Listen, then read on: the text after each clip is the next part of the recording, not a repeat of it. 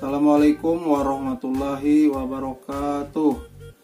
Bertemu kembali di pembelajaran Bahasa Indonesia, materi kelas 8, bab pertama, masih mengenai tentang teks berita. Masuk ke mengidentifikasi unsur-unsur berita.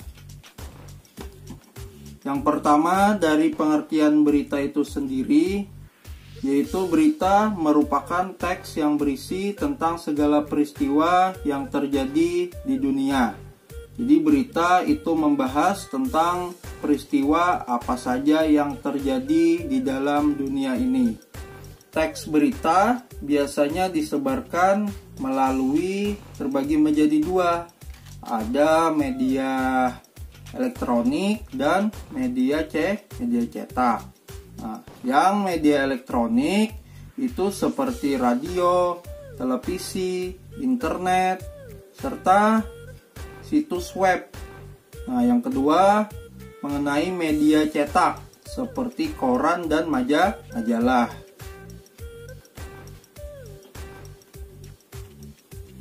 Lanjut, karakteristik teks berita. Yang pertama, sifat daripada berita itu sendiri adalah menyampaikan informasi yang aktual.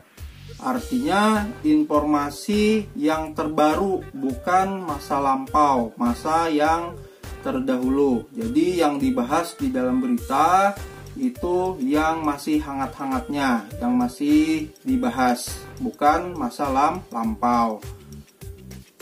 Lanjut, menyampaikan informasi faktual, artinya informasi yang benar-benar terjadi dan dapat ditelusuri kebenarannya. Artinya di dalam berita itu sifatnya fakta, benar-benar terjadi apa adanya, atau yang disebut dengan faktual, nyata.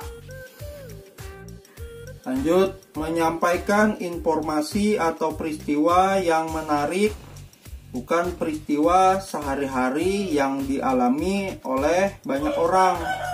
Jadi yang dibahas di dalam berita itu peristiwa yang menarik. Nah, yang sering kita lihat contohnya di dalam berita, bukan masalah kebanyakan orang sehari-hari, artinya yang menarik di dalam berita.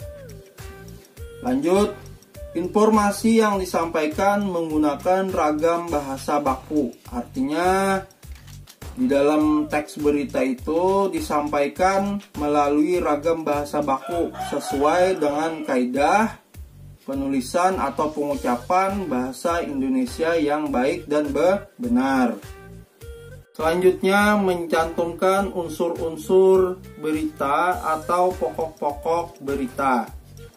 Selanjutnya, judul berita mewakili seluruh isi berita bila berita berupa teks di media cetak atau internet. Jadi judul berita itu mewakili seluruh isi berita. Jadi judul apa yang dibahas itu bersangkutan dengan seluruh isi berita yang dibahas. Selanjutnya, kronologis atau alur peristiwa yang disajikan secara runtut. Artinya, setiap permasalahan di dalam berita atau kronologis sebuah peristiwa itu disajikan secara runtut atau berurutan. Dimulai dari awal, tengah sampai akhirnya itu disajikan secara jelas. Selanjutnya, bersifat objektif. Artinya informasi yang disajikan tidak memuat pendapat atau opini pribadi secara subjektif. Artinya berdasarkan datanya harus jelas, tidak ada bersifat pendapat atau opini daripada orang lain. Jadi harus berdasarkan fakta atau nyata. Unsur berita. Berita harus memuat informasi mengenai what atau apa peristiwa yang sedang terjadi. Jadi ada unsur what atau apa peristiwa yang sedang terjadi. Yang kedua, berita harus memuat informasi mengenai who atau siapa saja yang terlihat dalam kejadian yang diberitakan. Ini berhubungan dengan subjeknya atau manusia, siapa-siapa saja yang terlibat di dalam berita itu sendiri. Selanjutnya, berita harus memuat informasi mengenai why atau mengapa, alasan atau latar belakang kejadian yang diberitakan. Nah, kenapa atau mengapa berita itu terjadi. Nah, selanjutnya, berita harus memuat informasi mengenai when atau kapan kejadian peristiwa itu terjadi. Jadi ada waktunya, kapan terjadinya, hari apa, jam berapa. Jadi harus tepat di dalam membahas sebuah berita. Selain berita harus memuat informasi tentang where atau di mana kejadian peristiwa itu terjadi di dalam berita. Nah, yang terakhir, berita harus memuat how atau bagaimana kejadian yang diberitakan tersebut bisa terjadi. Jadi bagaimana kejadian tersebut bisa terjadi.